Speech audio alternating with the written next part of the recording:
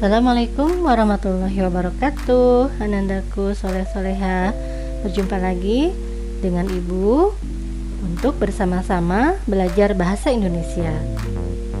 Pada kesempatan kali ini kalian akan belajar mengenai teks laporan hasil observasi, yaitu materi yang ada di kelas 10 semester 1 dengan KD 3.1, yaitu mengidentifikasi teks laporan hasil observasi yang dipresentasikan dengan lisan dan tulis. Adapun tujuan pembelajarannya yaitu setelah menyimak teks LHO, peserta didik dapat mengidentifikasi isi pokok hal-hal yang dilaporkan dalam teks laporan hasil observasi dengan benar.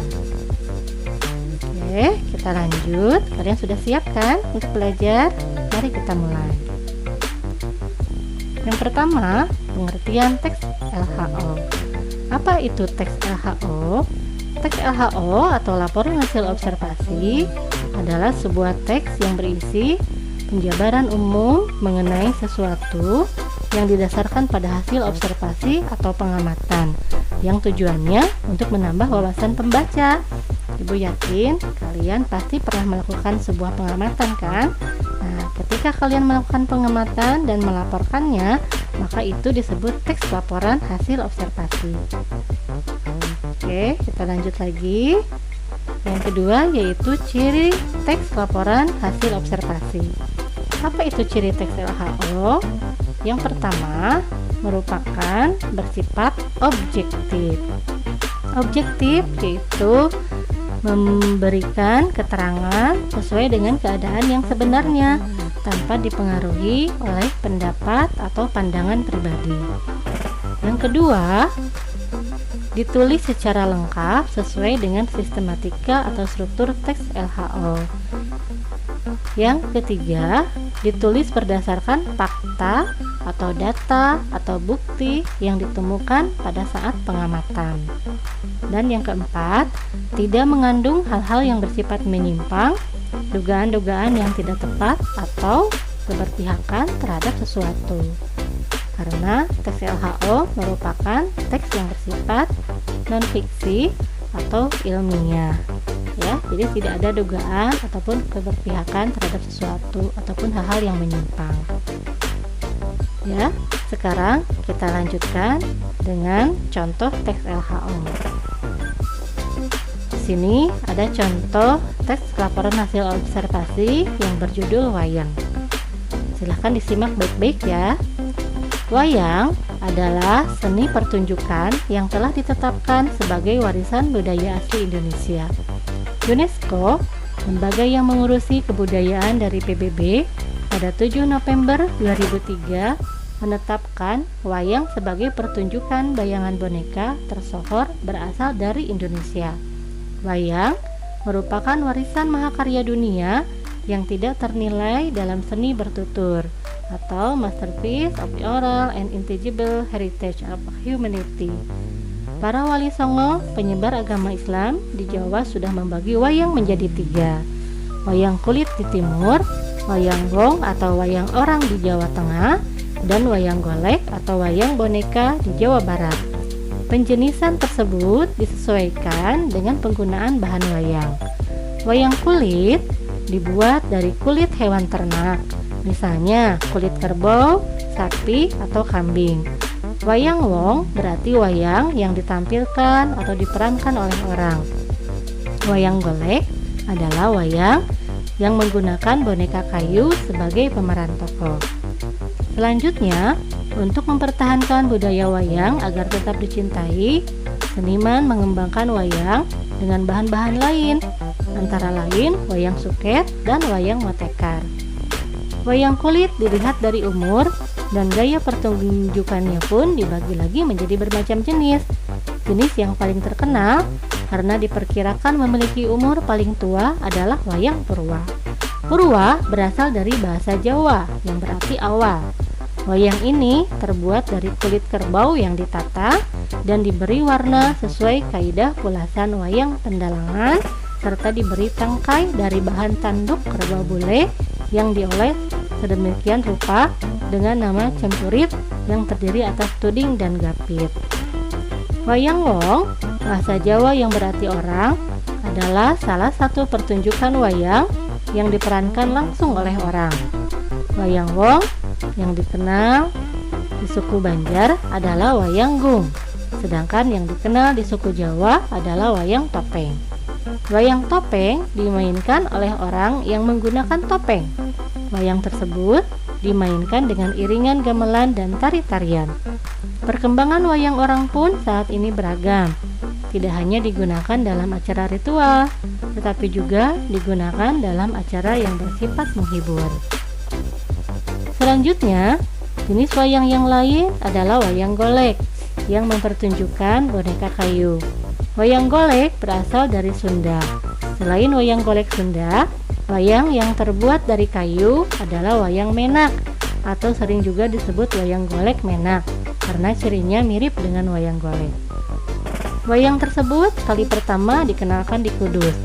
Selain golek, wayang yang berbahan dasar kayu adalah wayang klitik. Wayang klitik berbeda dengan golek. Wayang tersebut berbentuk pipi seperti wayang kulit. Akan tetapi, seperti yang diangkat adalah cerita Panji dan Dharma Wulan. Wayang lain yang terbuat dari kayu adalah wayang papak atau cepak, wayang timplong, wayang potehi, wayang golek tekno, dan wayang ajen. Perkembangan terbaru dunia pewayangan menghasilkan kreasi berupa wayang suket. Jenis wayang ini disebut suket karena wayang yang digunakan terbuat dari rumput yang dibentuk menyerupai wayang kulit. Wayang suket merupakan tiruan dari berbagai figur wayang kulit yang terbuat dari rumput atau dalam bahasa Jawa suket. Wayang suket biasanya dibuat sebagai alat permainan atau penyampaian cerita pewayangan kepada anak-anak di desa-desa Jawa. Dalam versi lebih modern, terdapat wayang motekat atau wayang plastik berwarna. Wayang motekat adalah sejenis pertunjukan teater bayang-bayang atau serupa wayang kulit. Namun, jika wayang kulit memiliki bayangan yang berwarna hitam saja, wayang motekar menggunakan teknik terbaru hingga bayang-bayangnya bisa tampil dengan warna-warni penuh. Wayang tersebut menggunakan bahan plastik berwarna, sistem pencahayaan teater modern, dan layar khusus. Semua jenis wayang di atas merupakan wujud ekspresi kebudayaan yang dapat dimanfaatkan dalam berbagai kehidupan, antara lain sebagai media pendidikan, media informasi, dan media hiburan. Wayang bermanfaat sebagai media pendidikan karena isinya banyak memberikan ajaran kehidupan kepada manusia. Pada era modern ini, wayang juga banyak digunakan sebagai media informasi. Ini antara lain dapat kita lihat pada pagelaran wayang yang disisipi informasi tentang program pembangunan seperti keluarga berencana, pemilihan umum, dan sebagainya. Yang terakhir, meski semakin jarang, wayang masih tetap menjadi media hiburan. Nah, itu merupakan contoh teks laporan hasil observasi. Mengapa teks wayang masuk ke dalam teks laporan observasi? Karena teks tersebut ditulis berdasarkan hasil pengamatan atau observasi. Karena ditulis berdasarkan hasil observasi, isinya tentu saja objektif, berdasar pada kenyataan dan objek yang dilaporkan, yaitu wayang yang dituliskan secara detail. Adapun fungsi teks laporan hasil observasi yaitu dimaksudkan untuk memberitahukan atau menjelaskan kegiatan pengamatan yang dilakukan. Hasil observasi terhadap suatu objek dapat berfungsi untuk memberitahukan kepada pihak berwenang atau terkait suatu informasi. Selanjutnya, informasi tersebut dapat dijadikan sebagai dasar penyusunan kebijakan. Selain itu, banyak teks laporan hasil observasi yang dapat dijadikan bahan informasi untuk berbagai kepentingan. Teks laporan hasil observasi secara umum juga berfungsi sebagai alat pendokumentasian suatu objek atau suatu kegiatan. Nah, itu merupakan fungsi teks LHO. Lalu, bagaimana caranya kalian menemukan ide pokok dari teks laporan hasil observasi.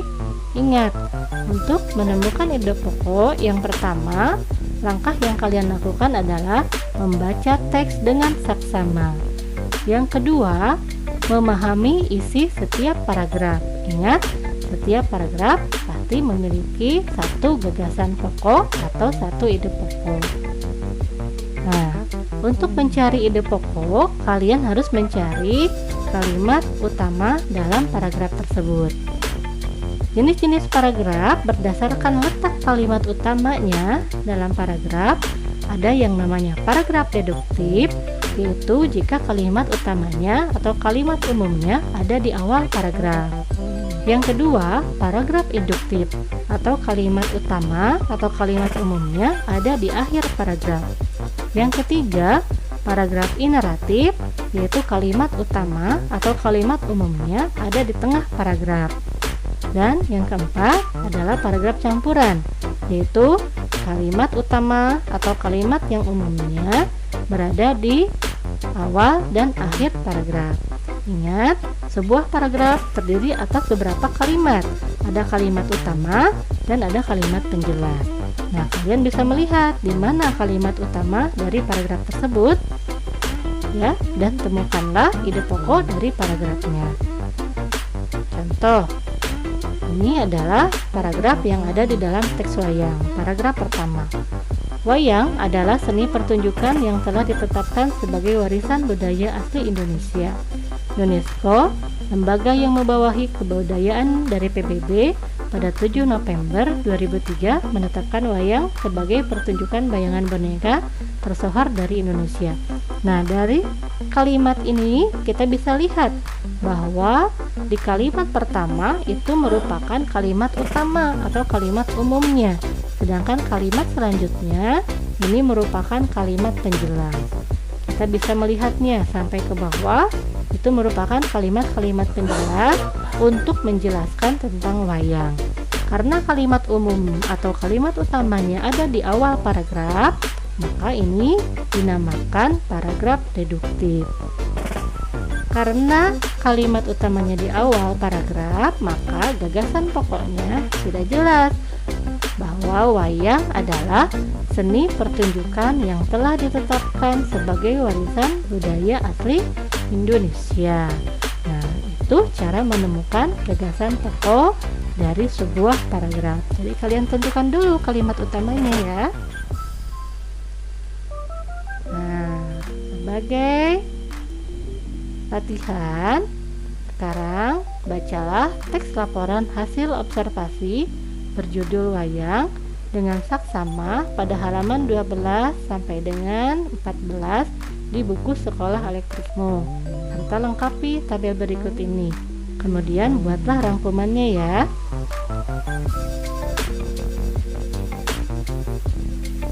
Nah, itulah anak-anakku yang hebat, soleh-solehah pada pembelajaran kali ini. Mudah-mudahan bermanfaat dan kalian bisa mengerjakannya dengan baik. Terima kasih, Ibu Tutu. Assalamualaikum warahmatullahi wabarakatuh.